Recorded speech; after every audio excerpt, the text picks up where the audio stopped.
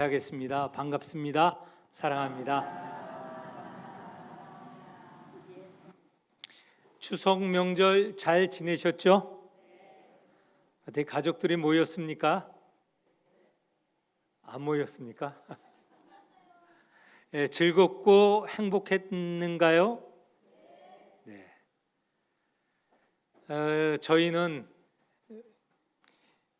양쪽 어른 네 분 가운데 한 분 살아계시고 한 분은 여기 대전 요양원에 계셔서 추석 당일 갔다 인사드리고 왔습니다.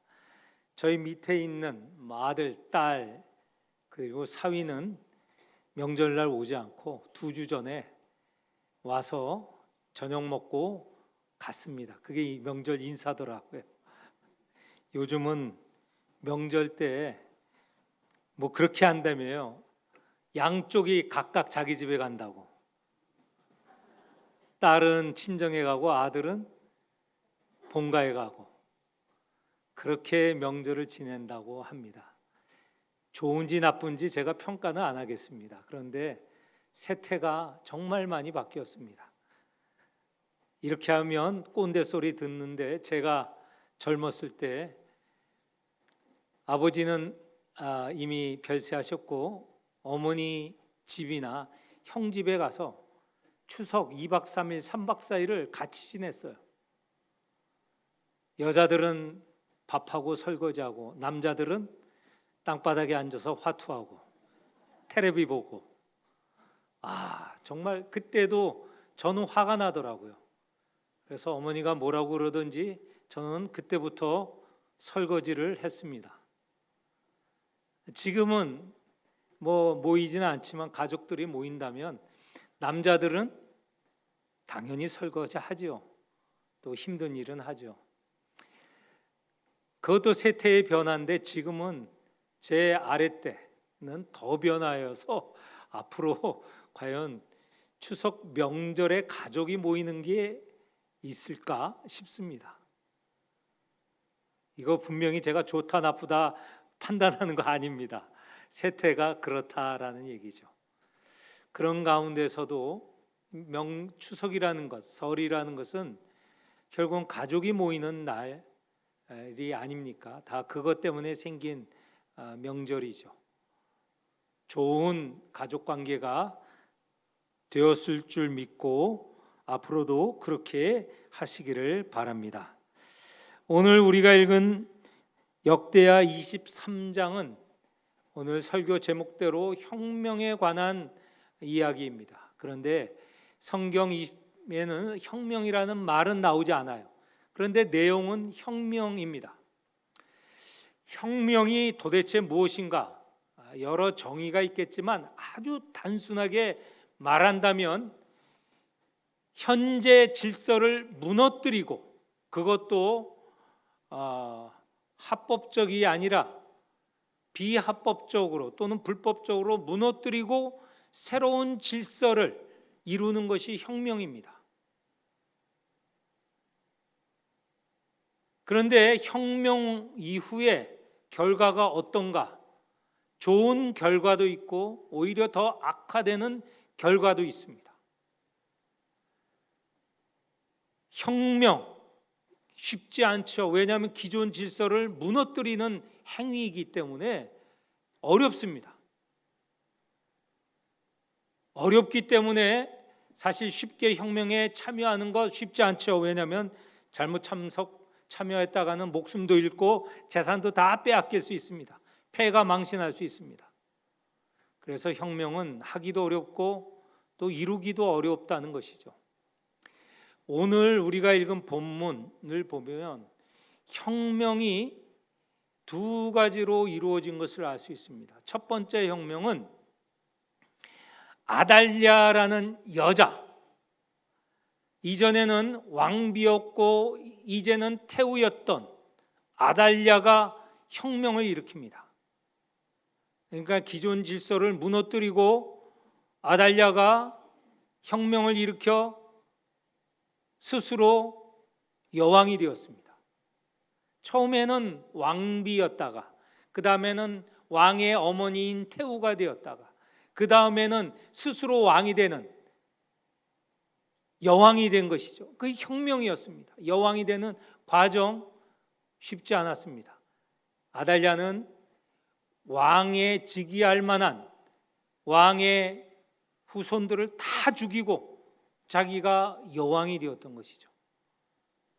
그것이 앞에 22장의 내용이라면 오늘 우리가 읽은 23장은 여왕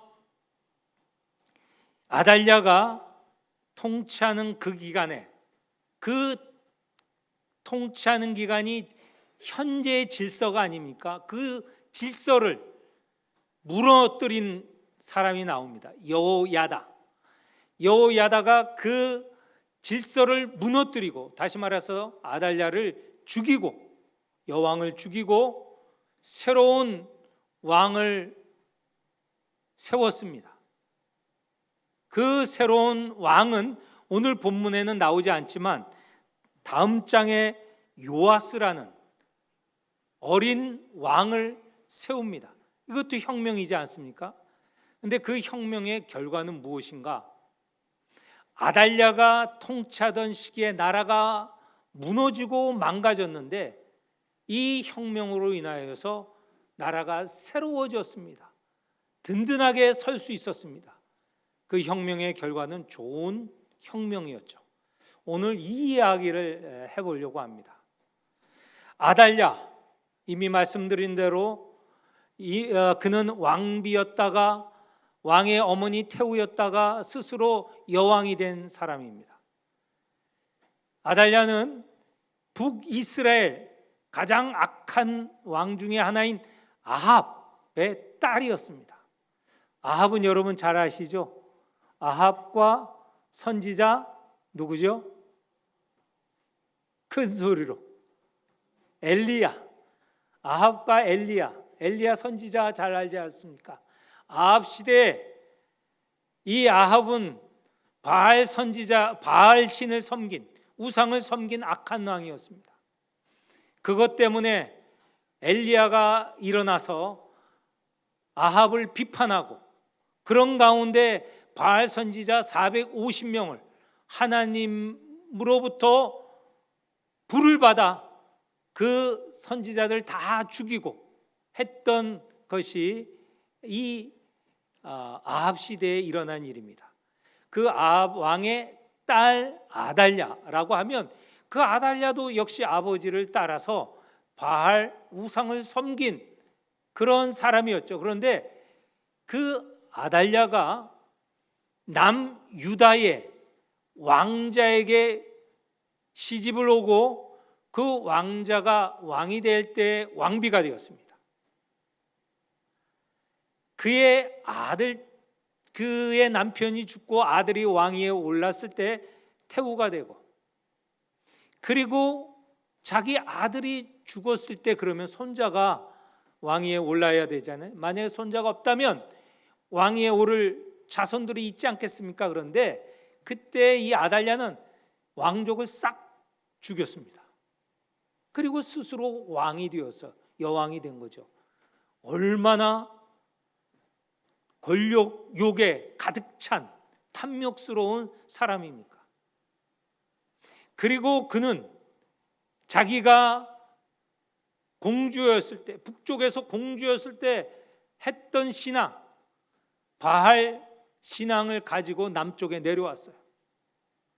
남쪽 유다는 하나님을 모시는 예루살렘 성전이 있고, 남쪽 유다는 하나님만 믿는 신앙으로 똘똘 뭉친 데인데, 이 아달랴가 옴으로 인하여서 남편도 물들였고 그 아들도 바알 신앙에 물들였고 유다를 온통 바알 신앙으로 물들인 그런 사람이었습니다. 여왕이 되었으니 얼마나 더하였겠어요.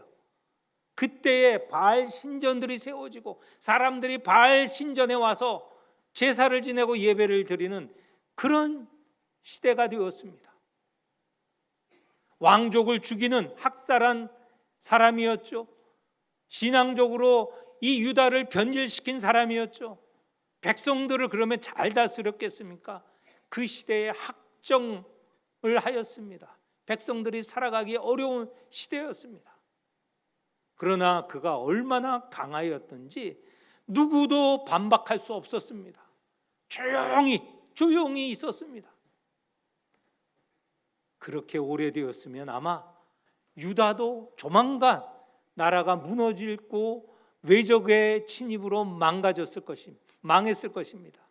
그런데 그 시기에, 그 암울한 시기에도 하나님께서는 사람 하나를 두었습니다. 여호야다 제사장을 두었습니다. 그 여호야다는 어떤 인물이었는가? 아달랴가 손자 때 왕이 오를 만한 모든 사람을 죽였는데 한 사람, 어린 요아스가 살아남게 되었습니다.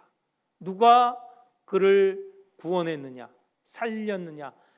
제사장 여호야다의 부인, 그 부인은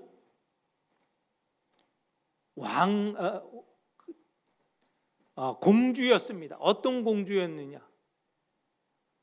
이 요아스, 어린 요아스, 왕자 요아스의 고모인 왕의 동생 누이였던 사람이었습니다. 그 누이의 남편이 여호야다 제사장.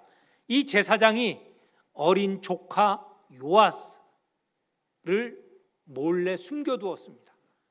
그래서 다윗의 씨가 다 없어진 게 아니고 남아있게 되었습니다. 이 여호야다 제사장은 어린 요아스를 왕위에 세우려고 그 6년간 기다렸습니다. 아마 분노하여서 당장 아달랴 초기에 혁명을 일으키려고 했다면 금방 발각되고 힘도 없었기 때문에 무너졌을 것입니다. 그런데 7년간 절치부심한 것이죠. 기다렸던 것입니다. 준비하면서 기다렸어요.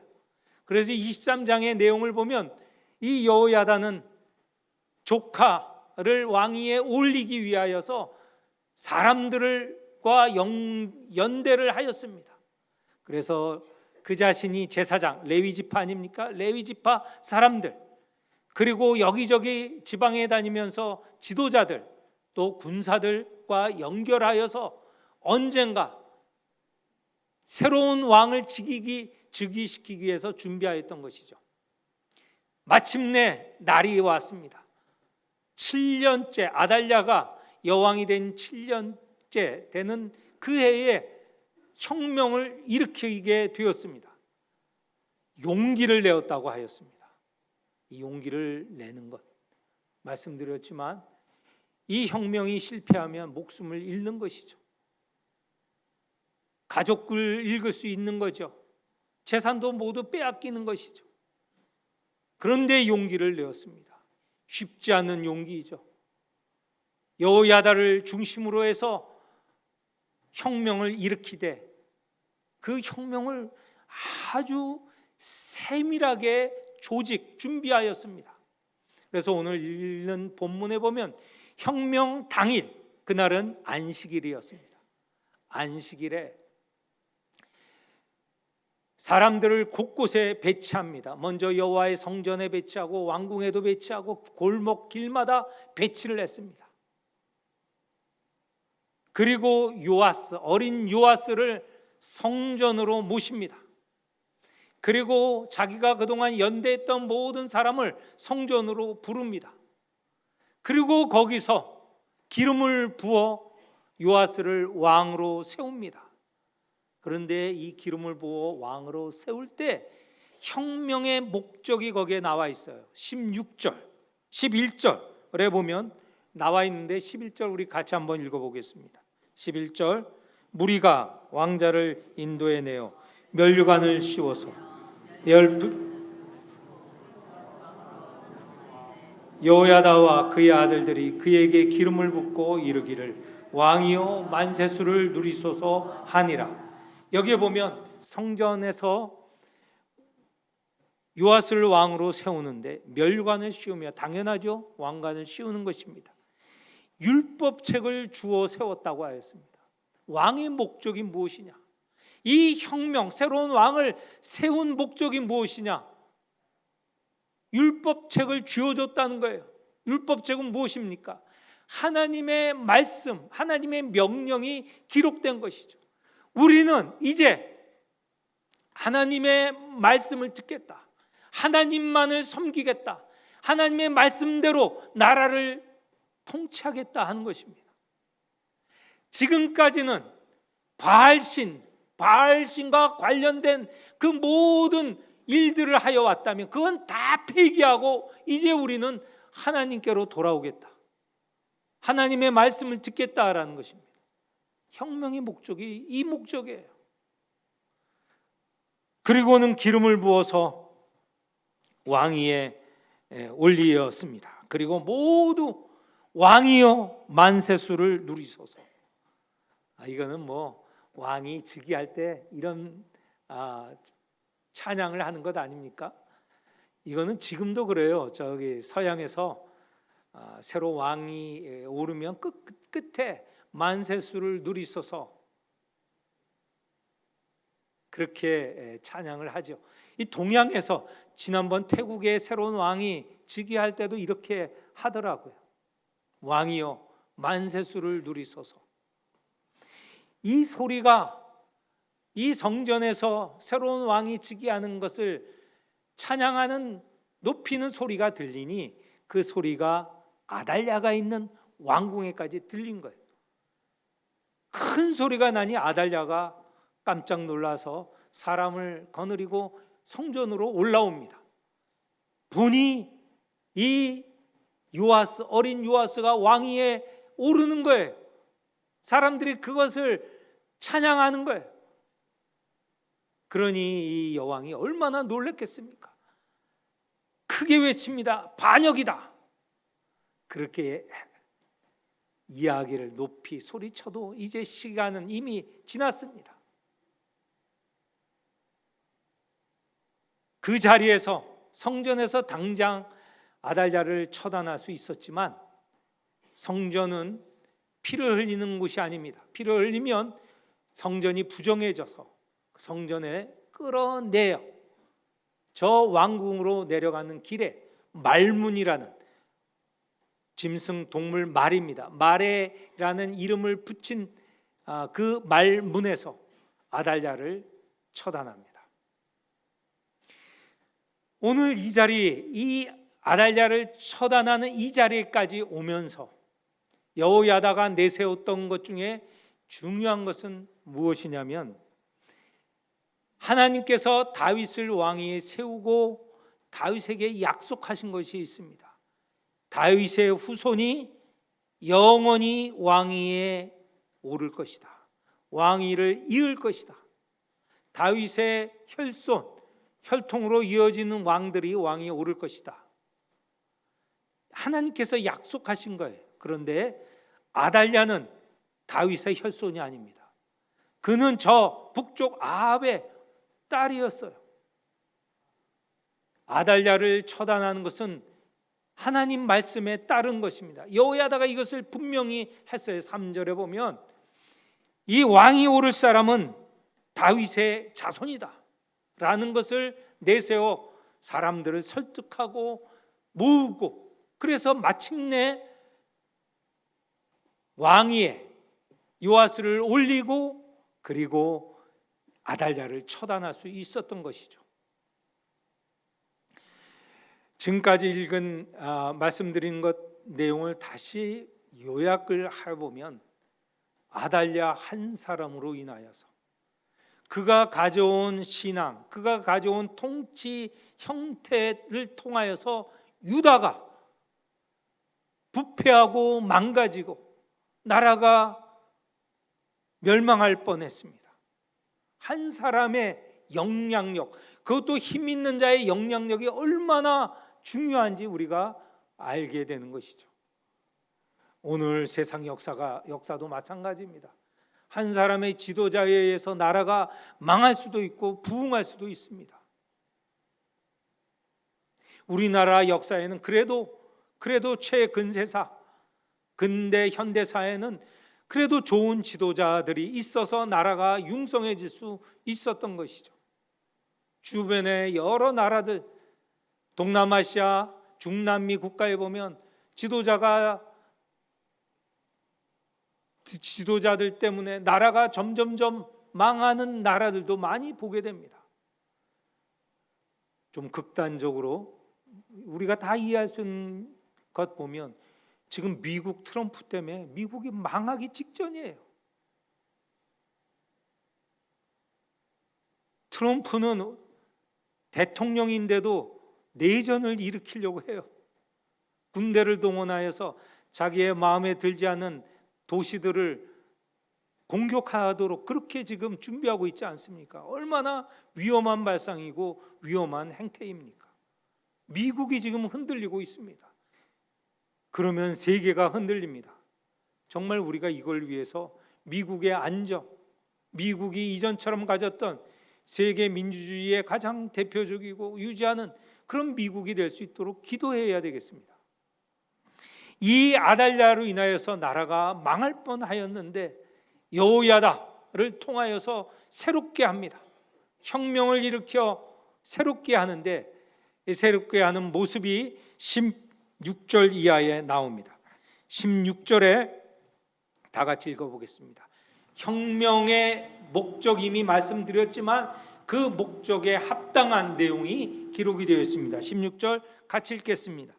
여호야다가 자기와 모든 백성과 왕 사이에 언약을 세워 여호와의 백성이 되리라 한지라. 혁명의 방향, 혁명의 목적은 하나님의 말씀대로 하나님을 믿는 백성이 되고자 하는 것인데 여기에 16절에 다시 나옵니다. 우리 모두 다 여호와의 백성이 되자. 여호와의 백성이라는 것을 기억하자라는 것입니다. 뭐 거창해서 무슨 다른 경제 발전이라든가 무슨 다른 거 얘기한 게 아니에요. 우리는 하나님의 백성이다. 그동안 바알을 섬겼고 바알을 따랐다면 이제는 하나님의 백성으로 하나님을 섬기자. 오늘 우리 교회가 올바르게 나아가야 된다 생각하면 이겁니다. 다른 게 아니에요. 하나님의 백성이 되자. 우리는 하나님의 백성이다. 이걸로 돌아가면 됩니다. 다른 거 복잡하게 따질 거 없어요. 하나님의 백성이 되려면 어떻게 해야 됩니까? 우리 대한민국 백성들, 대한민국 국민이 대한민국 국민답게 살아가려면 가장 중요하게 가르치는 요체가 헌법입니다. 헌법을 읽으면 우리 대한민국 국민이 어떤 국민인지, 대한민국이 어떤 나라인지 알 수 있어요. 하나님의 백성이 되기 위해서는 헌법이 무엇입니까? 성경이에요. 성경. 하나님의 말씀으로 돌아가고 하나님의 말씀을 공부하고 하나님의 말씀대로 살려고 했을 때 하나님의 백성이 제대로 되는 것이죠. 여호야다는 다른 게 아니에요. 그동안 무질서하고 그동안 질서가 깨진 것을 다시 회복하는 것, 제자리로 찾아가는 것, 그것은 하나님의 백성이 되는 길이에요. 하나님의 말씀을 따르는 일입니다. 하나님을 믿고 하나님께 예배드리는 일이라 이런 것이죠. 그리고 당연하게 바알을 모시는 신당을 다 파괴하고 바알 형상을 깨트리고 그리고 거기에 제사장을 처단합니다. 그리고 그동안 바알 신을 섬긴다고 여호와를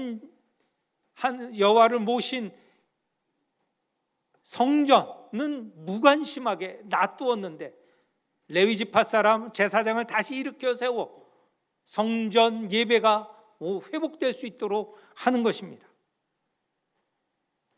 모든 것이 제자리로 돌아가는 모습이죠. 시인가 촌장이라는 사람이 제자리로 돌아가는 풍경이라는 곡을 지었습니다. 가사를 썼습니다. 한번 여러분 오늘 돌아가셔서 들어보시기 바랍니다. 가장 아름다운 장면 어떤 장면이냐? 모든 것이 제자리로 돌아가는 장면이에요. 제자리를 떠나면 혼란스럽고 무질서하고 악이 융성해집니다. 제자리로 돌아가는 풍경. 우리는 하나님께로 돌아가고 하나님을 예배하고 하나님의 말씀을 따르는 것이 우리가 제자리로 돌아가는 모습이에요. 자, 이렇게 성전에서 요아스를 왕으로 추대했습니다. 그 요아스를 이제 모셔서 왕궁으로 불렀습니다. 그리고 그 요아스가 그동안 아달랴라는 앉아서는 안 될 그 자리를 요아스를 앉힙니다. 제자리로 돌아간 것이죠. 그랬을 때 유다의 모습 마지막 21절에 나오는데 같이 읽어보겠습니다. 21절 오늘 설교의 결론이기도 합니다. 그 땅에 모든 백성이 즐거워하고 성중이 평온하더라. 아달랴를 무리가 칼로 죽였었더라. 여기 보면 모든 것이 제자리로 돌아갔을 때 즐거움과 평강, 평화가 있었다. 오늘 우리 사회나 우리 교회나 또 우리 가정이나 모든 게 제자리로 돌아갈 때 평화가 옵니다. 그런데 제자리라는 것은 다른 기준을 세우면 안 돼요. 우리에게는 하나님의 말씀, 하나님이십니다. 하나님께로 돌아갈 때, 하나님의 말씀을 따를 때 그것이 제자리로 돌아가는 것이죠. 이제 제가 설교는 한 번 남았습니다. 다음 주 한 번 남았습니다. 오늘 제 10년의 설교의 결론을 말씀드리겠습니다. 여기에 나오는 대로 우리 모두 하나님의 백성이라는 자각. 나는 하나님의 백성이다. 나는 하나님의 자녀다. 하나님은 나의 하나님이시다. 하나님은 나의 아버지시다. 이게 제 10년 설교의 결론입니다. 따라 하십시다. 나는 하나님의 자녀다. 하나님은 나의 아버지시다. 이렇게 고백하고 믿을 때 모든 게 제자리로 돌아갑니다. 그때 진정한 평화가 있습니다. 평화를 누리시는 성도가 되시기를 축원합니다. 하나님 아버지, 우리 모든 성도들 하나님의 자녀로서 하나님을 아버지로 고백하며 믿으며 살아가게 하여 주옵소서. 그리할 때 오는 평강을 누리게 하옵소서. 예수님 이름으로 기도하옵나이다. 아멘.